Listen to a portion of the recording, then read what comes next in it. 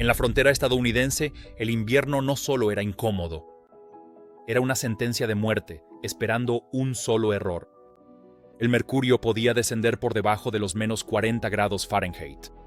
El viento atravesaba las cabañas de madera como cuchillos a través del papel.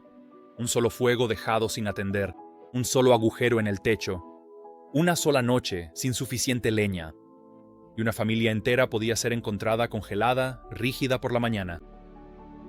El invierno de 1880 a 1881 demostró cuán despiadado podía ser el frío. A lo largo de las Dakotas y Montana, el termómetro se desplomó hasta los menos 50 grados Fahrenheit durante semanas enteras. La nieve sepultó pueblos enteros. Los trenes se congelaron sobre las vías. Incluso los colonos que habían sobrevivido años de penurias de repente enfrentaron condiciones que pusieron al límite cada truco de supervivencia que conocían. La diferencia entre quienes resistieron y quienes no a menudo se reducía a una sola decisión tomada antes del anochecer. Quienes sobrevivieron no tuvieron suerte. Estaban preparados. Tenían trucos que convertían endebles cabañas en fortalezas improvisadas y hábitos que marcaban la diferencia entre la vida y la muerte. ¿Cómo lo lograron? ¿Cómo sobrevivieron familias sin estufas ni calefactores modernos cuando la naturaleza intentaba congelarlos por completo? ¿Qué métodos de emergencia mantenían a los niños con vida durante las horas más frías? Hoy descubriremos los verdaderos sistemas de supervivencia de las familias de la frontera, sus estrategias, sus fracasos y la brutal realidad de mantenerse con vida, cuando el invierno no daba tregua. Hogares como fortalezas contra el frío. Sobrevivir a las noches más frías de la frontera comenzaba con una pregunta básica: ¿en qué tipo de caja duermes? Porque si esa casa tenía huecos lo suficientemente grandes como para que un ratón pasara caminando, no ibas a despertar por la mañana.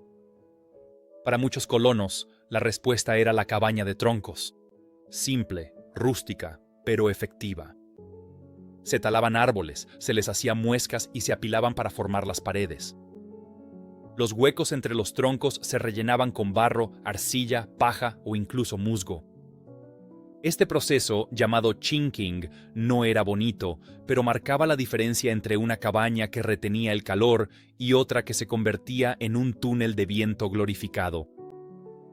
Cuanto más hermético el sellado, menos se congelaría la familia cuando el viento de la pradera soplara con fuerza a las 2 de la mañana. Pero en las grandes llanuras, donde los árboles eran tan escasos como las palmeras en el Ártico, la madera era un lujo. Las familias allí construían casas de césped.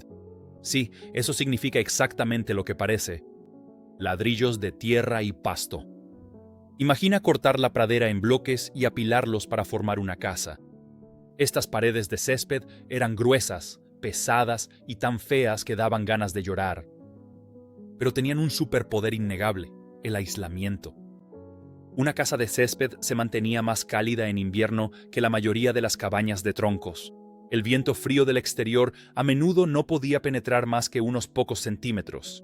Por supuesto, a veces compartías tus paredes con insectos o ratones, pero al menos no eras un carámbano. Incluso las familias con casas de madera no dejaban de improvisar. Atascaban trapos en las grietas, colgaban edredones sobre las puertas y usaban pieles de animales como cortinas improvisadas.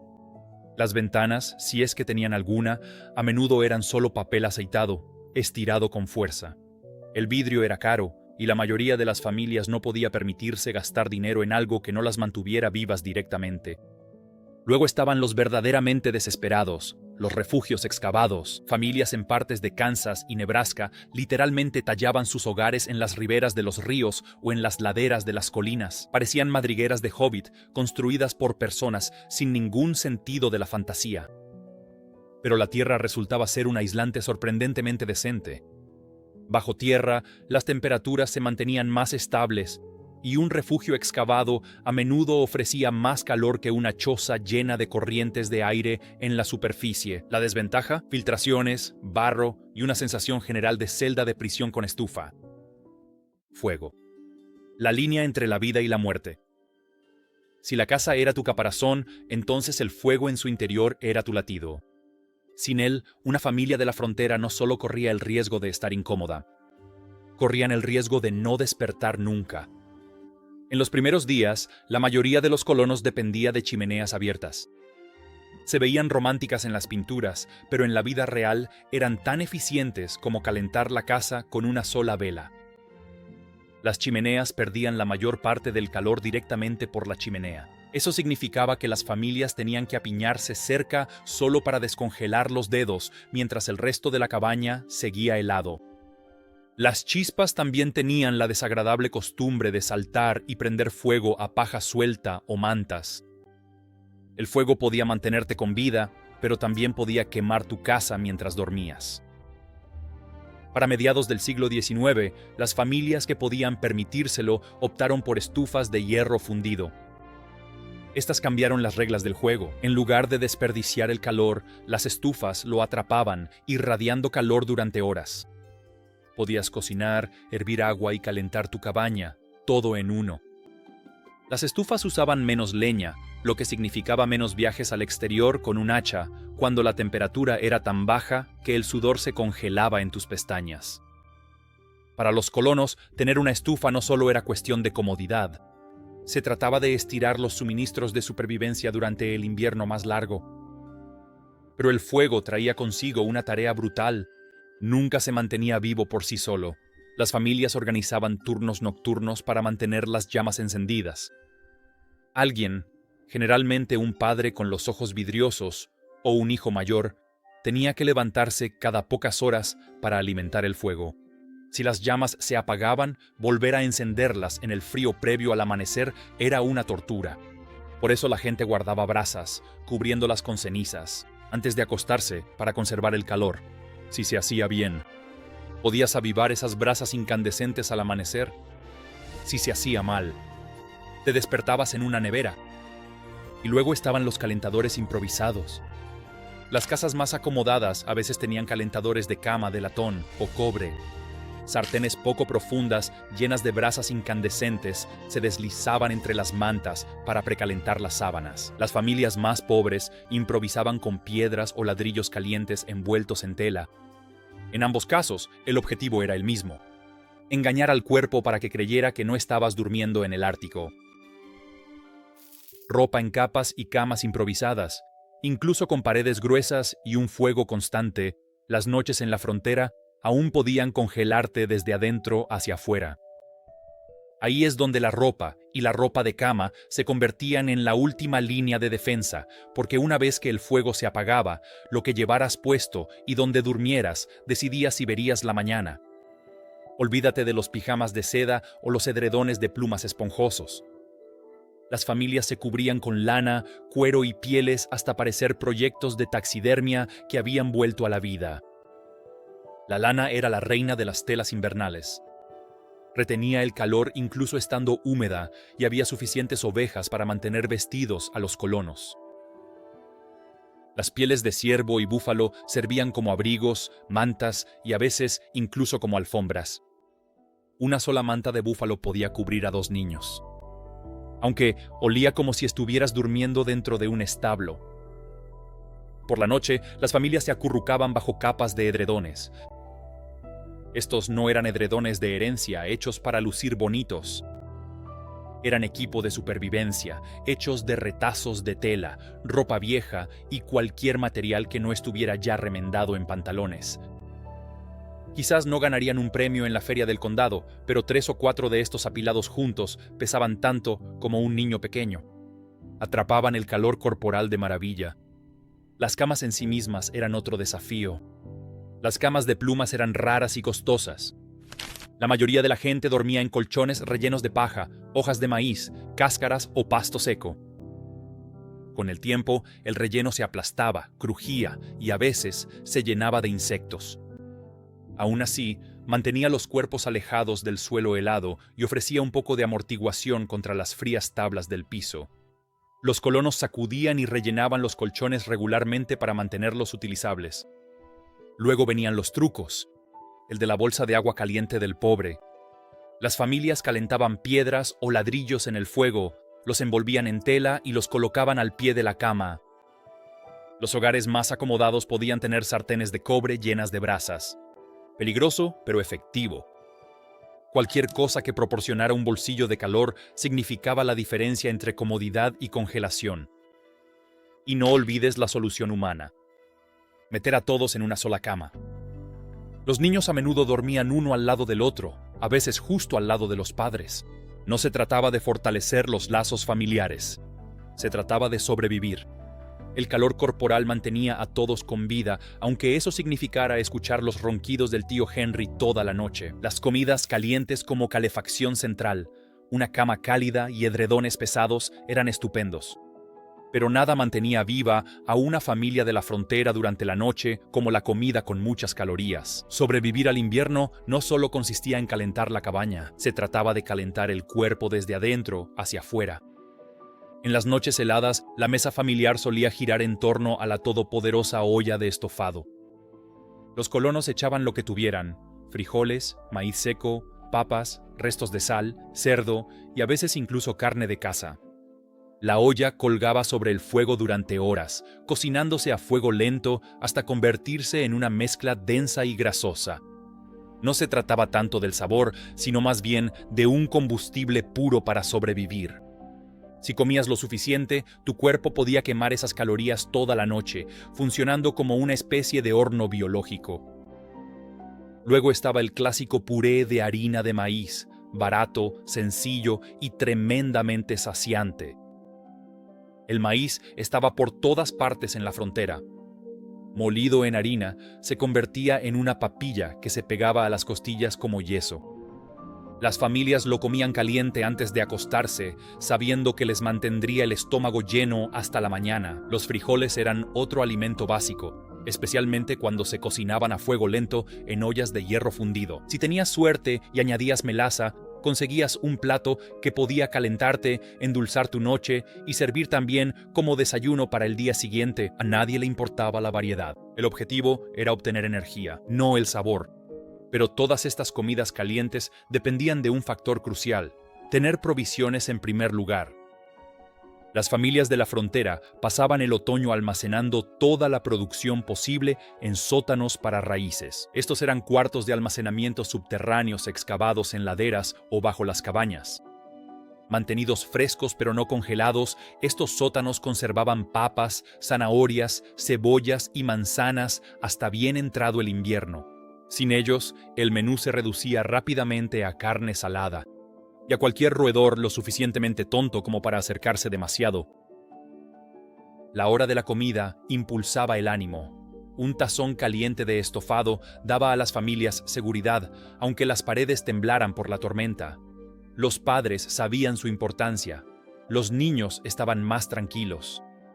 Todos se sentían más abrigados cuando no temblaban de frío con el estómago vacío. Ganado. Los calentadores de 4 patas.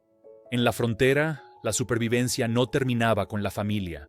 Si tus vacas se congelaban, también lo hacía tu suministro de leche. Si tus caballos morían, no podrías arar los campos en primavera. Mantener vivos a los animales durante las noches bajo cero era tan crucial como mantener vivos a los niños. Y a veces esos objetivos se superponían. La mayoría de las familias construía graneros o cobertizos lo más cerca posible de la cabaña. La madera era valiosa. Por eso, muchos de estos refugios eran rudimentarios, poco más que tablones o paredes aserradas con un techo. Aún así, incluso una estructura endeble cortaba el viento lo suficiente como para salvar al ganado. Los colonos rellenaban las grietas con paja, colgaban mantas viejas o incluso apilaban nieve a lo largo de las paredes exteriores. Sí, nieve. Puede parecer contradictorio, pero la nieve compactada actuaba como aislante, bloqueando el aire helado. Cuando las condiciones se volvían mortales, las familias a veces acercaban a los animales más que al granero, llevándolos directamente dentro de la casa. Las gallinas podían posarse en las esquinas, las cabras atadas cerca del hogar e incluso los terneros se resguardaban en el interior. No era bonito y ciertamente no era limpio, pero un cuerpo extra generando calor en la habitación podía significar la diferencia entre comodidad y congelación. El olor era brutal, pero los colonos tenían una filosofía simple: mejor el hedor que la muerte. Por supuesto, alimentar al ganado durante un invierno helado era una batalla en sí misma. El heno tenía que almacenarse en verano. Las fuentes de agua a menudo se congelaban por completo. Las familias rompían el hielo de los estanques a diario, a veces acarreando balde tras balde a través de la nieve hasta la cintura. Si los animales no comían ni bebían, se debilitaban. Y si ellos se debilitaban, la familia los seguía poco después. Sin embargo, los animales no eran solo una carga, también eran calentadores involuntarios. Los graneros llenos de vacas o bueyes se mantenían notablemente más cálidos solo por el calor corporal. Los caballos apretados en los establos generaban suficiente calor como para evitar que el bebedero se congelara por completo. Un granero quizá no se sentía como una sauna, pero en la matemática de la frontera, cada grado contaba. Trucos para el frío más extremo. A veces, ni la mejor cabaña, ni el guiso más sustancioso, ni la manta más gruesa eran suficientes. Cuando la temperatura bajaba de los 40 grados bajo cero Fahrenheit y el viento aullaba como una banshee, las familias tenían que ingeniárselas o morir en el intento. La primera línea de defensa era la guardia nocturna. Las fogatas no se cuidaban solas, y nadie confiaba en que unas pocas brasas encendidas duraran hasta el amanecer. Las familias se turnaban, levantándose en la oscuridad, metiendo troncos en la estufa o removiendo las cenizas para avivar las llamas. No era glamoroso.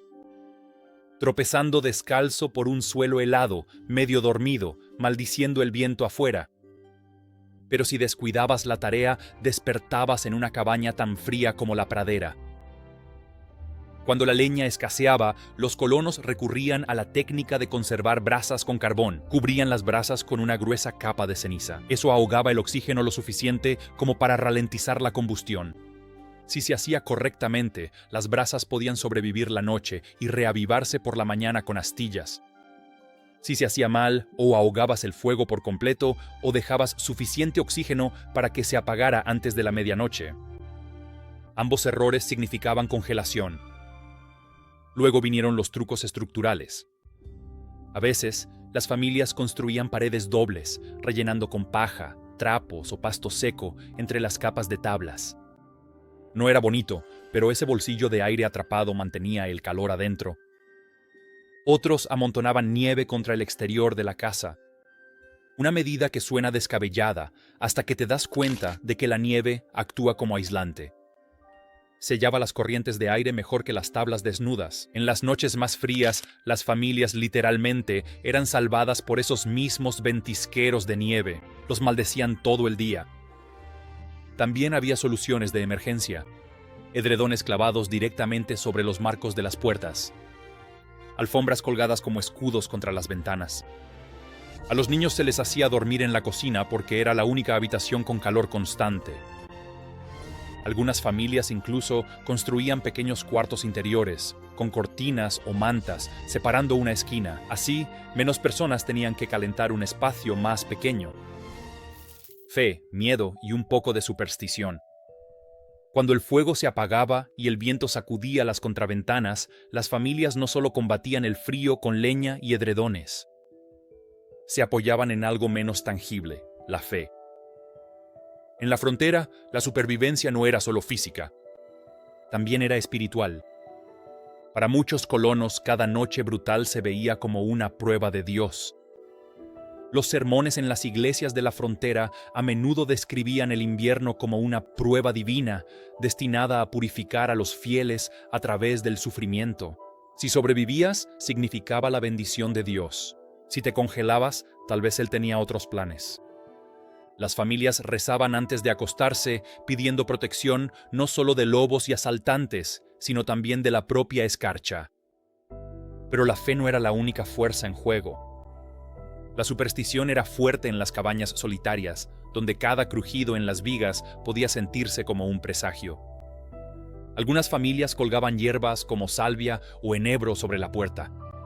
Creían que alejaban las enfermedades traídas por el aire invernal. Otros llevaban amuletos o monedas bajo la almohada, esperando que ahuyentaran los escalofríos malignos. Una herradura clavada sobre la chimenea no era solo para la buena suerte. Se pensaba que atrapaba los malos espíritus que pudieran colarse en tu hogar llevados por el viento. Mientras tanto, a los niños se les enseñaban pequeños rituales para mantenerlos tranquilos. Sopla sobre el fuego y susurra un deseo. Deja tus zapatos junto a la cama. Así la escarcha no podría robarte los dedos de los pies. No eran métodos científicos, pero daban a las mentes asustadas algo a lo que aferrarse cuando el hielo trepaba por las ventanas.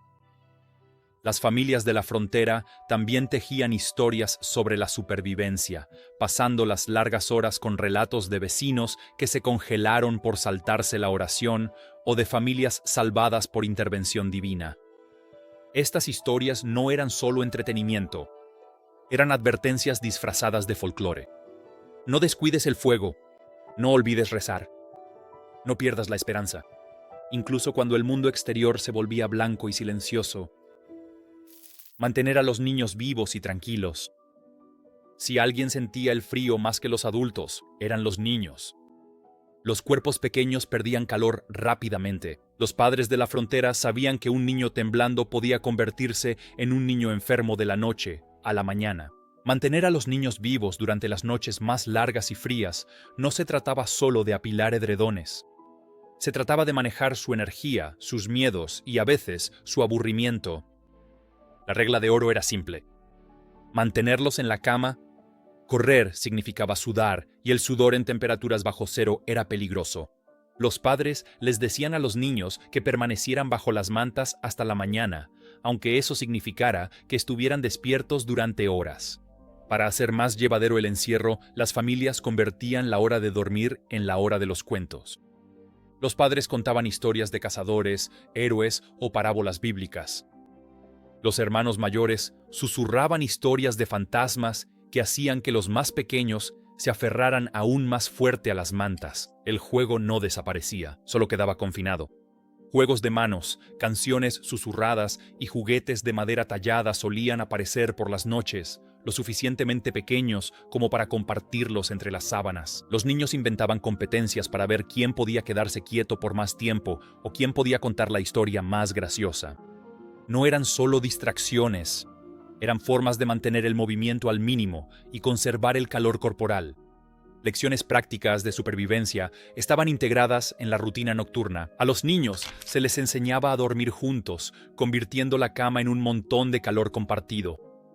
A los bebés a menudo se les fajaba bien apretados y se les colocaba entre los hermanos mayores para que ninguna corriente de aire los alcanzara. Las madres revisaban orejas, narices y dedos en busca de señales tempranas de congelación antes de dormir. Detectarlo a tiempo podía salvar vidas. Y entonces, estaban los pequeños rituales diseñados para dar consuelo a los niños. Algunas familias fomentaban las oraciones antes de dormir. Otras les daban a los niños una piedra caliente envuelta en tela como protección contra el frío. Pequeños gestos, pero creaban la ilusión de seguridad en un mundo que a menudo carecía de ella. En la frontera, al invierno no le importaba cuánto trabajabas, cuántas oraciones susurrabas o cuán fuerte creías ser. Era un igualador implacable. Repartía vida o muerte dependiendo de cuán bien te hubieras preparado antes del anochecer. Al mirar atrás, es fácil olvidar lo frágil que era la vida en aquellas noches heladas. Hoy en día, giramos un termostato, nos ponemos un forro polar y nos quejamos cuando se cae el wifi durante una tormenta de nieve. Pero para las familias de la frontera, cada noche de invierno era una batalla, y cada mañana que despertaban con vida era una victoria. Los secretos que los mantenían respirando no eran glamorosos. Eran paredes embarradas, fuegos humeantes, lana que picaba y la terca negativa a rendirse. Sin embargo, esas humildes estrategias moldearon a quienes sobrevivieron lo suficiente para construir pueblos, criar hijos y empujar la frontera hacia el oeste. Al final, las noches más frías no solo ponían a prueba su resistencia, la definían. Sobrevivir no se trataba de comodidad, se trataba de coraje. Y en la frontera estadounidense, el coraje era el único aislamiento que nunca fallaba.